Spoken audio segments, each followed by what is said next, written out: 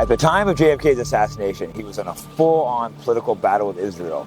It was over 3 reasons. The biggest was over the Sonoma nuclear plant. This was a nuclear program they were running that JFK didn't want. It was against international laws. The next issue that Kennedy had with Israel was AZC. This later became APAC. The issue was all foreign countries need to register their foreign lobbies under FARA. Israel refused to do that. JFK was not okay with this and demanded sending multiple letters saying he will register under FARA. Thirdly, JFK was disgusted by how they treated the Palestinians. They abused, killed, steal homes. What's going on today has been going on for 80 years.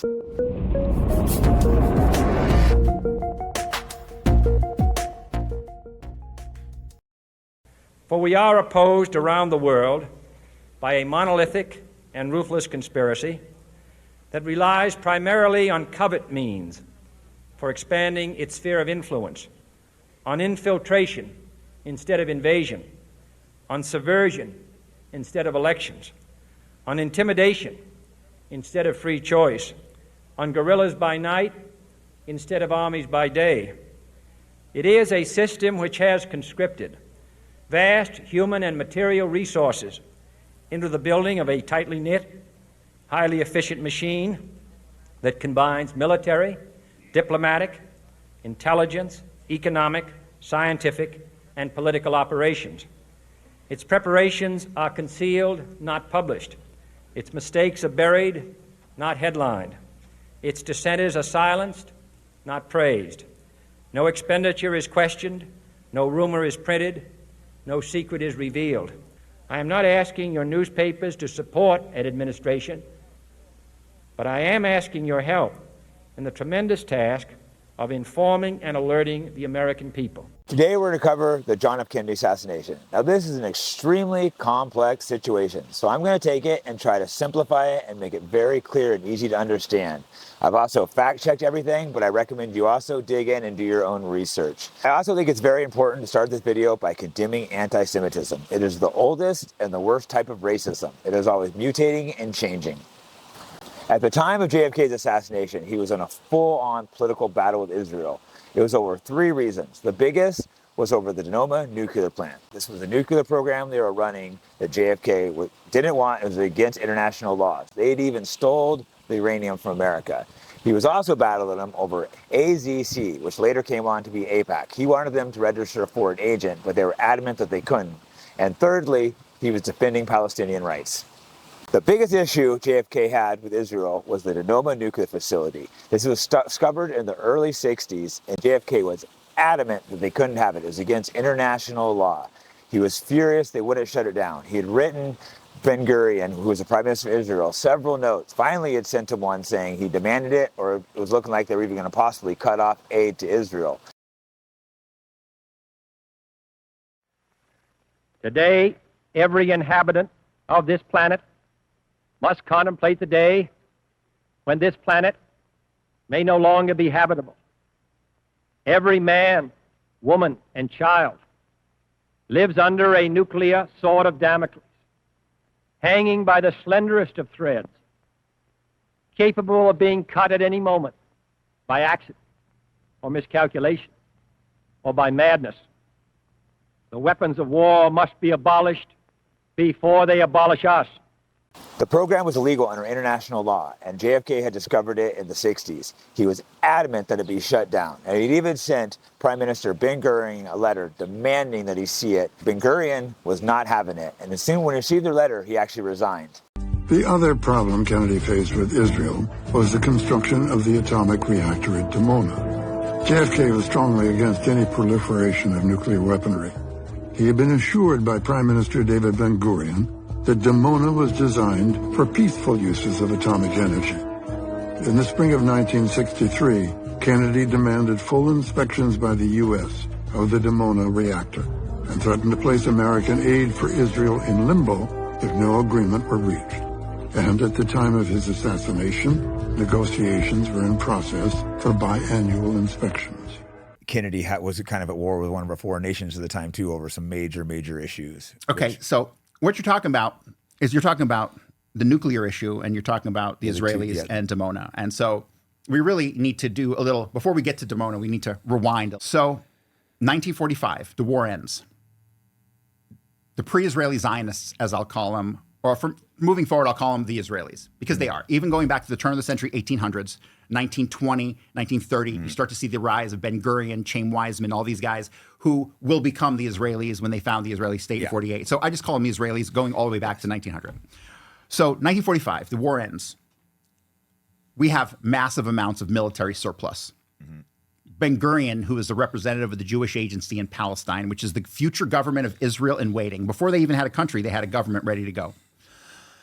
He approaches the American government and he wants weapons so he can fight the Palestinians. And once again, we told him pound sand. So you have 2 world wars gone by to get a state of Israel, which is, I'm completely convinced at this point, the entire purpose of World War I and World War II was to get the state of Israel. And it was manipulated by those forces behind the scenes. That over 500 Jewish American traitors to their country, along with other forces, broke into numerous armories and bunkers and cleaned them out, stole all the materials, and shipped them back to Israel. Wow. Let me get back to David Ben-Gurion in 1945. The Sanborn Institute, that's underway. 1946 rolls around. David Ben-Gurion sends a guy named Reuven Daphne, who's the head of the Haganah. He's an emissary of the Haganah. Another terrorist organization people don't know. Another terrorist organization. An Israeli terrorist organization. Right. You had 3, the Haganah, the Stern Gang, and the Irgun. One of them tried to kill President Truman. Most people don't even know. Right. I think it was a Stern Gang. I think they did that. So basically, Reuven Daphne meets with Bugsy Siegel in L.A. Big-time Jewish mafia. Big-time Jewish mafia. They meet, and Reuven Daphne says, we need money because we're fighting the Palestinians. And I'm sorry, who's Daphne? He's Reuven Daphne. He's their emissary from the Haganah, which was the right. So he's meeting Bugsy Siegel. Trying to make sure to lose track. He meets Bugsy Siegel, and Bugsy Siegel, he tells him that we're fighting the Palestinians, and Bugsy Siegel he's a mobster, but he's a Jew, and so he's like, "What do you mean you're fighting?" He's like, "We're fighting." He goes, "You mean fighting as in killing?" And he goes, "Yes." And he explains to him what they're doing and how they're trying to rebuild the Jewish homeland and all that stuff. By the end of the conversation, that formed the relationship between the mafia and the pre-Israeli Zionists that would go on to be the group that organized the assassination. Yeah. He ends up giving Reuven Daphne about $50,000 over 2 or 3 month period, which that's about $500,000 in today's money. And he takes it back to Israel. The relationship in LA particularly then continued to grow between the Israelis and Jewish mafia, the Jewish mafia and the Israelis. Right. By 1949, Mickey Cohen's personal rabbi was Menachem Begin, who was the father of all terrorism in the world. Was Cohen the head of the LA mafia? Yes. Jewish mafia. A lot of people think it's Italian, but a lot of the mafia was actually the head mafia bosses for Jewish. Right. Let me explain something. The mob was run by Jews. It wasn't run by Italians. The Italians ran the local mob, and the Jews ran the large-scale international syndicate. So the Jewish mob is the mob. Yeah. The primary crime boss was Meyer Linsky, correct? Correct. The mob boss of all time from 1931 till the very end in the 1970s was Meyer Lansky. He never went to prison. All the other ones did, but he ran, I'm sure you know this, he ran big blackmail operations like the original Epstein. He had blackmail allegedly on J. Edgar Hoover. J. Edgar Hoover. But that relationship is the relationship that people need to understand, because that's the relationship that killed Kennedy. When it comes to the Israelis, you have your relationship with the mob going back like we talked about, and all the stealing from the bunkers. Yeah. But Zalman Shapiro started the New Mint Corporation, and over a period from 56 to 64-ish, they stole about 500 pounds or 600 pounds of enriched uranium. The next issue that Kennedy had with Israel was AZC. This later became APAC. The issue was all foreign countries need to register their foreign lobbies under FARA. Israel refused to do that. JFK was not okay with this and demanded sending multiple letters saying you will register under FARA. Israel wasn't having it. Have you ever wondered how we got to this point, where one of the biggest lobbying groups in America can openly brag that they are representing a foreign country? This is from APAC's website, but somehow they don't have to register under the FARA Act as someone acting on behalf of a foreign actor. They literally brag about how many millions they spent and about how 98% of their buying of our politicians was successful this election cycle. Did you know that they were actually this close to having to register as a foreign agent before a certain thing happened? Here, I'll show you, and I'll show you where you can find all these primary sources too. So if you go to this URL right here, israellobby.org/AZCDOJ, it's a history of when APAC almost had to register as a foreign agent. And back then, they were known as the American Zionist Council. Right there, the American Zionist Council. Well, it turns out that President John F. Kennedy was about to force them to register under FARA. And this is a history of all of the original documents that pertain to the legal case. And when you click on any of these links, it'll take you to original archived sources of the actual documents from the actual testimonies that you can read. Even cool little snippets like this that say federal lawyers are near a decision on whether to require the AZC to register as an agent of the Israeli government. And back in June and July of 1963, the federal government was nearing a decision requiring the American Zionist Council registering as an agent of the Israeli government. Americans of whatever faith believe firmly that America is their country and America alone.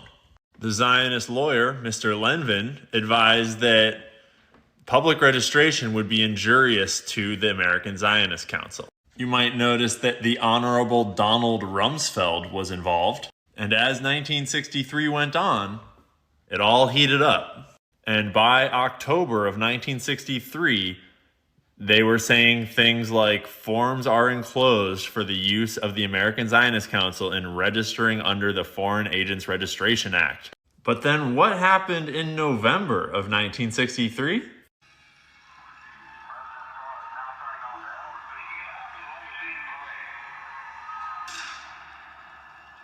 There's a cover-up that's about to happen here. The president who was spearheading the whole thing just suddenly wasn't there anymore. And to be clear, I would never infer that Israel had anything to do with that whole thing. I'm just saying it was really convenient timing that it happened to turn out that way. And thirdly, JFK was disgusted by how they treated the Palestinians. They abused, killed, steal homes. What's going on today has been going on for 80 years. John F. Kennedy was shot November 22nd, 1963. It was filmed by Abraham Zapruder. He's a Jewish immigrant from Ukraine. He was standing oddly on a block, ready to film. Many people don't know, but the film you see wasn't released for almost 15 years later. And oddly, there's a minimum of 4 frames missing. Some people speculate dozens or even hundreds. At around 12:30 p.m., Zapruder positioned himself on a concrete pedestal 65 feet from Elm Street and started rolling. He captured the lead motorcycles in the presidential motorcade moving across Elm Street, with admirers eagerly waiting for the president. Then came the presidential limousine, revealing the charismatic Kennedy in the back seat with his wife. Zapruder would have been content with capturing the president and his wife waving at the crowd as they passed him by. But then he heard a loud noise, followed by another. The dressmaker kept rolling, and that's how he captured the only piece of media that covered the assassination of John F. Kennedy from start to finish. But things got even more interesting for Zapruder after he realized what he had on his hands. Zapruder had a lot of leverage when it came to negotiating with the media, but the men who came knocking weren't necessarily from the press. Zapruder all of a sudden found himself talking to the men in black, more specifically, a man from the CIA named Forrest Sorrells, who got involved in helping with developing the film. If you want to pull out the tinfoil hat early on, you put air quotes around the help and helping from now on. Anyway, Sorrells helped Zapruder develop the film at an Eastman Kodak lab, and within a day, Zapruder had a historic piece of media ready to be bought by the media. And so began the bidding war. While Zapruder had the original, he was no longer the only one with a copy of the film. Agent Sorrells had taken 2 copies after assuring Zapruder that the film would be used for investigative purposes only. The originals were up for bidding, and Time Inc. and Life magazine were the only standing candidates after CBS's bid fell too short. Ultimately, Life magazine won, but on one condition: that one frame from the film be excluded from publication. But why? Because Zapruder had a nightmare when he saw a spot on Times Square advertising, "See the president's head explode." So he wanted to keep the frame that showed the president's head exploding from being used in the published cut. Frame 313 was never broadcast. Heck, the entire film was tucked away for a long time. Media rights for the film were sold in 1963, but the film was first shown on TV in 1969. Frame 313 was excluded from all public versions of the film until March 6, 1975. A segment on ABC's Good Night America showed the main portion of the Zapruder film in its entirety. Then came the dramatic moment when viewers saw the assassination that they had only read or heard about. For over a decade, the American public had only seen Kennedy getting shot once in the neck, followed by him collapsing after the second shot. They had never seen the actual moment of impact. Thanks for watching Fight Back Podcast. If you like the show, like, subscribe, or share the video. There's also donation links in the descriptions. The official story is that Lee Harvey Oswald acted alone and killed JFK. Something interesting recently came out in 2023. He was being followed by a CIA agent. His name was Reuben Efron. Now, he happened to be born in Lithuania and also Jewish. Reuben Efron wasn't even born in America, and after retiring from the CIA, moved back to Israel. Some people would even claim he has dual loyalty. Personally, I think that's an anti-Semitic trope. Now, Reuben Efron's boss was James Angleton. There's lots of strange things about Angleton. He was the head of the CIA counterintelligence, but he worked directly with Mossad. He also had a file on Oswald that started in 1959. So they had been surveying him for 4 years before the assassination. And it gets even worse. After the assassination, he took documents and hid them from the Warren Commission, which the Warren Commission is the commission that investigated the assassination. I'm going to fill in an aspect of the JFK assassination that has been covered up even longer than everything else that's been covered up.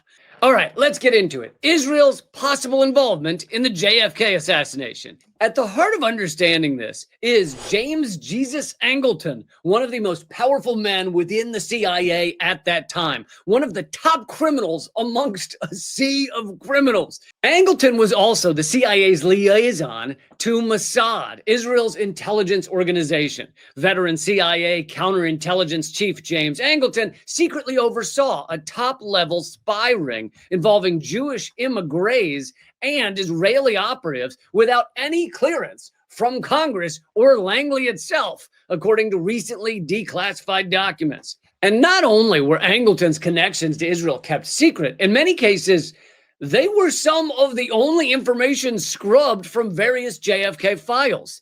This was the secret behind the secrets. So here are the unredacted JFK files. As you can see on the previous version, there are a bunch of redactions. Then in the unredacted 2018 version, we see that everything that was redacted is related to Angleton's connections to Israel.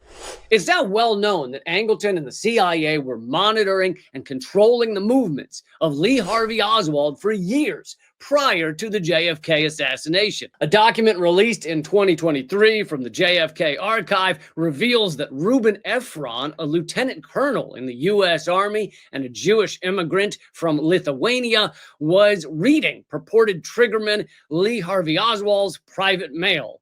Efron was a Zionist and later moved to Israel.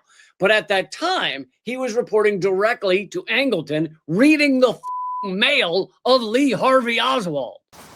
Now, something even more bizarre is after Angleton's death, Israel held a secret tree planting ceremony for him. This is something extremely rare and mostly only done for Jews or people that have tremendously helped Israel. How did he help them? Well, it is also speculated, well, it's not speculated, it's known that he knew Israel was stealing America's nuclear secrets and uranium, and many people think he was actually actively involved in it. And what did JFK want to do? Shut down the nuclear program that Angleton was helping Israel create. Kennedy was killed. Lyndon Johnson signed off and let the Israelis do what they want. They opened the Dimona facility in 1968. Americans didn't even know because Johnson put out a directive. He said, don't talk about it.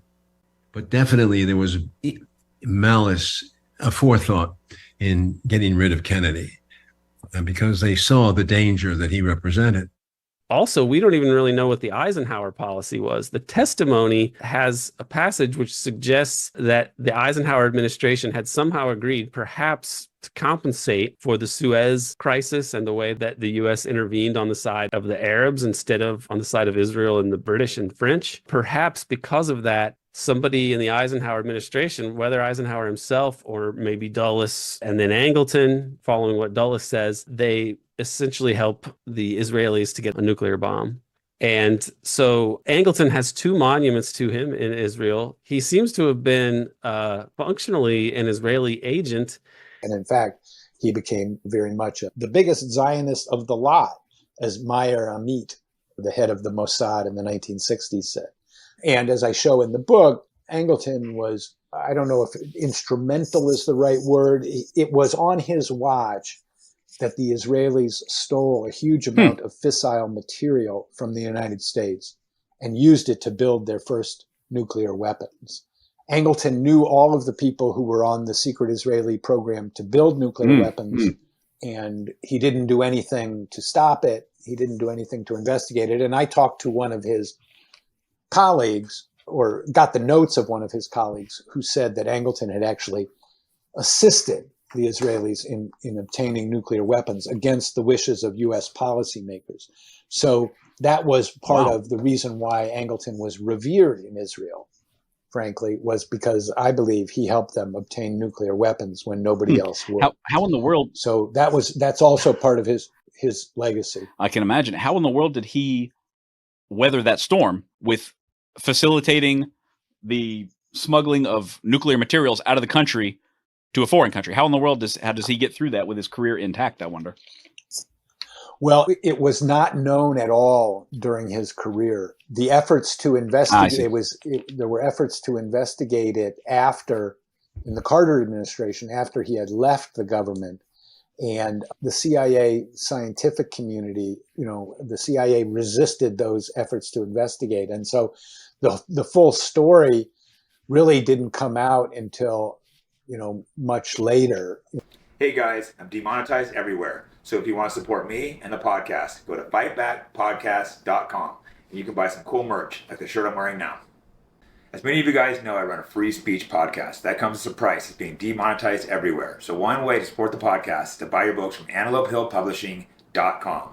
Today's selection is The Trans-Industrial Complex. This book covers the money-making machine of the trans industries and shows it's not to help people, but to make money and get rich. So again, if you want to support the podcast, go to AntelopeHillPublishing.com and be sure to use promo code FIGHTBACK. That'll save you money and support me. Thank you. Now we're going to get into Jack Ruby, real name Jacob Rubenstein. He is the man that killed Lee Harvey Oswald. Despite the fact that he'd been known for pretty much his entire residency in Dallas as Jack Ruby, the indictment for the murder of Oswald was against Jacob Rubenstein. And to hear the recording of Chief Curry reading the indictment to reporters, practically sneering the name, it's hard to not think that the intent was to make sure that the entire world knew that it was a Jew who had killed Oswald. This is not necessarily to implicate Curry as an anti-Semite, but rather to indicate that in 1963, even with Jews relatively prominent in the city, bigotry was so ingrained in Dallas's culture as to not be even given a second thought. Interestingly, in a meeting with Rabbi Silverman on January 13, 1964, DA Henry Wade, like Roe v. Wade, made a point of telling the rabbi, "I want you to know that I did not intend to be anti-Semitic when I used the name Rubenstein and not Ruby." Silverman, who frequently visited Ruby in prison, often several times a week, starting a day or two after Ruby's crime, isn't sure if he was asked to do so by Jack or his family, or just decided on his own to visit his imprisoned congregant. As he said, "I have a feeling that I took it upon myself, though he might have asked. I just don't remember. And I know that he wanted to see a rabbi, or his rabbi, because he asked me for a Bible and for a prayer book. He wanted someone to bring him a bit of inspiration and comfort." Silverman says of one early visit, "Ruby told me that he had read from the book of Daniel. His jailer, Stevenson, a member of the Foursquare Gospel Church, is a fundamentalist Baptist. He has been telling Jack stories from the Bible and explaining them to him. Jack had read the entire book of Daniel. He told me that Daniel also had many problems and faced them with great courage. This book will give me courage too." It's generally been assumed that Stevenson was at the most benign, trying to encourage Ruby to convert to Christianity, and at worst, trying to lull him into admitting some kind of premeditation, or possibly both. On the rabbi's third visit, somewhere within a few days of the second, approximately a week after Oswald's murder, Silverman observed, Ruby had begun to read from the book of Judges. I liked the story of Gideon and the trumpets, Samson and Deborah. Although the Bible can work as metaphor, consolation, and inspiration, and so almost any section that Ruby would cite could plausibly be interpreted in terms of a situation, it's worth noting the Bible tales he mentioned to Silverman. The story of Gideon is about a small band of soldiers tricking a much larger, more powerful enemy using loud trumpets to make their own forces seem larger and more formidable, leading to victory. The biblical Samson was defeated by Delilah, then regained his strength and triumphed. And Deborah was a warrior prophet who led the children of Israel to triumph in battle, which ushered in 40 years of peace. All three stories are about adversity overcome and happiness achieved. Right after his entry about Gideon, Samson, and Deborah, Silverman reported that Jack Ruby said to me, the other night I saw God in a picture of my mother. Ruby seemed to be living in multiple planes, and this changing relationship with reality would only become increasingly pronounced. Arguably, his crime and arrest accelerated what was probably brewing in him for a while. In his mind, he was the central figure in a drama, like Daniel in the lion's den, in a world where he believed that the fates of entire peoples were determined by his actions. The official story is he killed him because he was a huge fan of JFK, but in reality, he told the Warren Commission that he didn't even vote and implied that he wasn't a fan. At that point, they stopped the interview and stopped asking questions. Now, a little bizarre, first off, he was moved by Police Chief Curry. Everyone else said, no, don't move him publicly, keep it private, but they did a public moving. And somehow, Jacob Rubenstein was able to get into a highly guarded police station with a gun. It's not easy to get in a highly guarded police station. He walked up, shot him dead. Well, my responsibility with the Warren Commission, I was assistant counsel to the Warren Commission, was the activity of Jack Ruby. Jack Ruby actually was the first private conspiracy investigator. Why do I say that? What was this all about? Because Jack Ruby very quickly came to suspect and fear that Jews were going to be blamed for the assassination of President Kennedy. Ruby's name at birth was Jacob Rubenstein. His family all changed their name in the late 1940s, so he was known as Jack Ruby when he was in Dallas. But like any person who has grown up as a member of the Jewish faith, the awareness of anti-Semitism was very prominent. When Jack Ruby heard about the assassination of President Kennedy, he was in the Dallas Morning News advertising department. He operated in Dallas a striptease club, and he was placing ads for the weekend activities. There was a full-page, black-bordered advertisement, anti-Kennedy advertisement, in the Dallas Morning News on the day of the assassination. Ruby had seen this ad even before he heard about the assassination of the president. But when word came, and Ruby was at the Dallas Morning News at that point, when word came that the president had been shot, Ruby was very, very upset about this advertisement. It was an anti-Kennedy advertisement. It was signed with the name Bernard Weissman, and it had a black border on it. Full-page advertisement. Ruby was a Kennedy fan, and he did not believe that anybody who was Jewish would be anti-Kennedy. So he associated in his own mind the black border with some foretelling of Kennedy's death, and began to think that the black bordered advertisement with the Weissman name was in some way connected to the assassination. So he began to search for Weissman. Ruby was a first-class investigator. He looked in the telephone directory and didn't find Bernard Weissman's name. A friend of his suggested that he look in a street directory, and he didn't find Weissman's name. In fact, he didn't know of anybody named Weissman.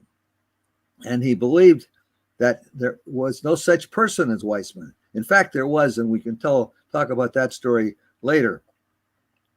But his own perspective was that nobody who was Jewish would sign an anti-Kennedy ad. And therefore, the name Bernard Weissman was placed on the ad, and the ad was through the black border on the ad must be connected with the assassination, and Jews would be blamed because of the connection with this ad. So he began to get as much information as he could about Weissman. He went to temple services that Friday night, and then after temple services, he went to a delicatessen where he bought 6 corned beef sandwiches and six soft drinks and took them to the police station as a way to get into the police station. And because of his own business of operating nightclubs, he knew police officers. He had to keep in order to keep his business out of difficulty. It was helpful to know police officers. In fact, there was a Dallas police officer that was dating and ultimately married one of his strippers.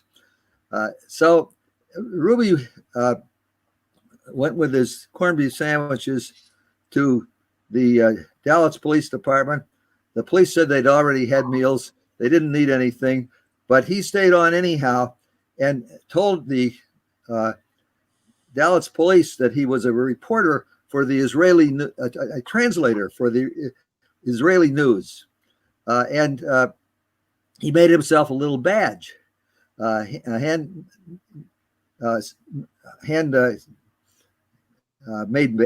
badge that he put on his coat. He was dressed as people were in the 60s with a coat and tie and suit, and as someone would have been who had gone to Friday night services. When Oswald was finally presented at a midnight press conference on the night of the assassination, Ruby was present. And I'm sorry we don't have the photograph of Ruby, because it's very clear that Ruby is standing in a group of newspaper reporters with a pen or a pencil in his hand and a notebook. He spent the time after Oswald was presented for viewing. He then helped the out-of-town newspaper reporters get interviews with Henry Wade, who incidentally is the Wade of Roe v. Wade. There's lots of weird things about Jacob Rubenstein, or Jack Ruby. He was clearly tied in with the mafia. Lots of people think he was directly connected with Meyer Lansky and even the Brofman family. The Brofman family was part of MAGA Group, which is Lex Wexner, which is the Jeffrey Epstein operation. But we're not going to get into that. And the ties, they're not 100% conclusive, but it looks very likely. But let's go back to the Warren Commission, where they were interviewing Jack Ruby. The official story is he killed him because he had so much love for Kennedy and wanted to be a hero. But at one point during the interview, after he was mock crying, he looks up at him and goes, "I must be a great actor, I tell you that. They didn't ask any questions. If I love the president so much, why wasn't I at the parade? It's strange that perhaps I didn't vote for President Kennedy, or didn't vote at all, that I should build such a great affection for him." Shortly after they stopped the interview. You can't talk about the Kennedy assassination without talking about Israel, without talking about the Mossad. They're the main people involved. That's the main group involved. The prime minister of Israel at the time said that without nuclear weapons, Israel would not survive. Kennedy was asking and asking and asking for neutral scientists to observe the reactor. He continued to push for this with CIA Director McCone, and finally was granted access. Israel, prior to the visit, set up a fake control room with fake control panels, and part of the agreement was that the inspectors were never going to be able to inspect the actual reactor. After that visit, Kennedy was quoted in saying, "Those sons of bitches lie to me constantly about their nuclear capability." the Jewish community invites JFK to come to Dallas, which was sponsored by the Dallas Citizens Council, which was directed by Julia Sheps, who was a member of the local B'nai B'rith organization, the ADL B'nai B'rith, once again, a confirmed member of the local B'nai B'rith as well. Abraham Zapruder was also just so happened to be the guy that caught the assassination on film. Zapruder was also a manufacturer headquartered in the Dallas Textiles building. According to ballistic studies, it was from that building the first two shots were fired and missed. The building was owned by David Weissblatt, one of the biggest financiers of the Anti-Defamation League, and Douglas Jaffe, one of the biggest donors to Lyndon B. Johnson. The host committee that invited Kennedy to the event in Dallas was chaired by a guy named Sam Bloom. According to Dallas police, it was Bloom who pushed the hardest for the police to transfer Lee Harvey Oswald from the Dallas police station to the Dallas County Jail. Now, it was during that transfer that Jack Ruby shot Oswald. What was Jack Ruby's real last name? Jakob Rubinstein.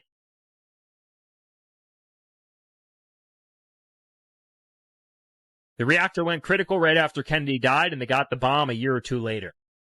That's kind of a coincidence, isn't it? It's kind of a strange coincidence. Kennedy dies, Israel gets the bomb. Gets the bomb.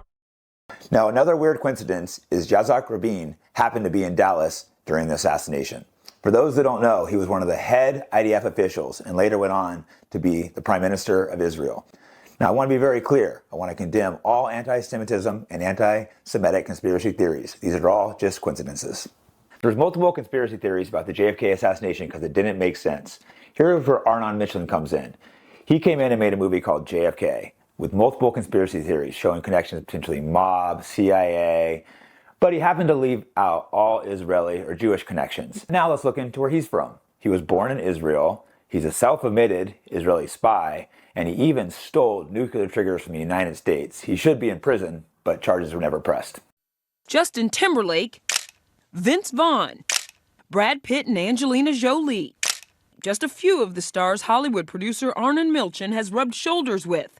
But it's his story that should be made into a movie. The Israeli-born businessman behind hits like 12 Years a Slave, I have a business proposition for you. Pretty Woman, Come on, hit me before I lose my nerve. and Fight Club, says he spent years as an Israeli secret agent and arms dealer. In a stunning interview that aired Monday on an Israeli investigative program, Milchan detailed how he was recruited in the 1960s to Israel's Bureau of Scientific Relations, where he helped gather technology to further Israel's still unacknowledged nuclear program, saying, quote, "I did it for my country, and I'm proud of it." Milchan moved to Hollywood in the 1970s, but he suggested his efforts on behalf of the Israeli government didn't end completely. Milchan indicated other big Hollywood players were also involved, saying, quote, "When I came to Hollywood, I detached myself completely from my physical activities to dedicate myself to what I really wanted, filmmaking. But sometimes it gets mixed up." The 68-year-old Milchan owns New Regency Films and has produced more than 120 movies, working closely with directors such as Martin Scorsese and Oliver Stone. Now, the film did cover mafia connections, but it covered the Italian mafia. And there was likely mafia connections with the JFK assassination, but it was figures like Mickey Cohen and Meyer Lansky, and they weren't Italian. Hollywood has a long history of famous names who did espionage work on the side, ranging from big screen superstars like Greta Garbo to TV chef Julia Child. Now, a new tale of international intrigue is coming to light, this one about film producer Arnon Milchan. As Carter Evans reports, his double life was a not so closely held secret for decades. Arnon Milchan was the driving force behind dozens of box office blockbusters, like Fight Club and Pretty Woman. But behind the scenes, the Israeli-born Hollywood producer was also becoming one of his country's largest weapons dealers. In a recent interview for an Israeli documentary, Milchan confirmed what had been rumored for years. He was working for Israel's top spy agency all along. He even shared that with famous friends. I remember at some point I had asked Arnon about that. Being friends, I was curious, but not in an accusatory way. I just wanted to know. And he said, yeah, I did. I'm Israeli. That's my country.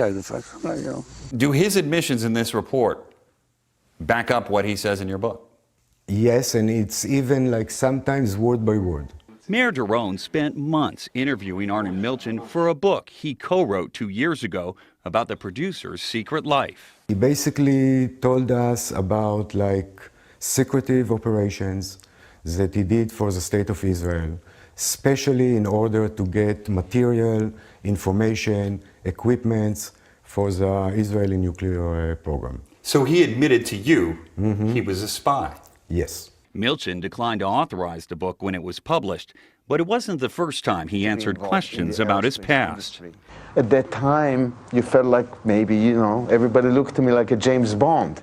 In 2000, Milchan told 60 Minutes how he used dozens of his companies around the world to facilitate sales of hundreds of millions of dollars of missiles and other weapons to Israel. But he hated being called an arms dealer. In my language, the word arms dealer is somebody who sells arms to all kind of shady countries to make money or to start revolutions and makes a buck out of it. This is clearly what I was not. And he flat out denied working for the Israeli government. Was I a spy? No, I was not a spy. Milchan now says he was integral to developing Israel's nuclear program. In the Israeli documentary, he claims he even attempted to recruit a senior U.S. nuclear scientist by inviting him to meet actor Richard Dreyfuss at his home. Israel basically built all her centrifuges to enrich uranium based on information that Milchan collected for them. So this information that the Israeli government used to build these nuclear centrifuges was obtained from his spying? Yes, absolutely, directly. Milchan told both Daron and the new documentary that he never broke any laws, and he doesn't fear prosecution by the United States, even though one of his associates was convicted of illegally exporting nuclear triggers to Israel. As for his reputation in Hollywood, he had a simple answer. Hollywood, that's what he told me. Hollywood looks for hits. If I will be able to provide hits, they will work with me. So as long as you can produce a hit in Hollywood, you're in good shape. You're in good shape. Now he has that hit. He's a producer on the Oscar favorite 12 Years a Slave, putting him on course for a walk down another red carpet in March. He wants this Oscar. This is his dream, ultimate dream. So it wouldn't surprise you to hear that possibly this may have had a bit to do with publicity. Yes. And he's a wizard of publicity. For CBS This Morning Saturday, Carter Evans, Los Angeles. He's a multi-billionaire, but he says he never profited from that spy work. But he was still a spy. Now, to investigate the assassination, the Warren Commission was set up. That was set up by Lyndon B. Johnson. Lyndon Johnson became president of the United States after Kennedy was killed. He was also one of the most pro-Israeli presidents of all time. He switched stances on the nuclear secrets. He didn't make them register as a foreign agent. He even helped cover up the attack on the USS Liberty. Now, everything about the Warren Commission was a complete sham. I'm not going to get too in-depth because that would take a full episode, but something that really stands out is Arlen Specter. He came up with the lone bullet, or what they call the magic bullet theory. Is what this theory says is this bullet did 7 entry and exit wounds going through clothes, skin, bone, changing directions. Just absolutely absurd. He also happens to be, his family, he happens to be Jewish with family also from Ukraine. Just a pattern I keep seeing a lot here. The big one for me was always the bullet. The bullet's ridiculous. That bullet did not go through 2 fucking people and come out looking like that. That's not what happens to bullets. Bullets get destroyed. They get blown apart. They've never been able to shoot a bullet through 2 people's bodies and have it ricochet and move around like that and not distort and look like they just shot it into a pool.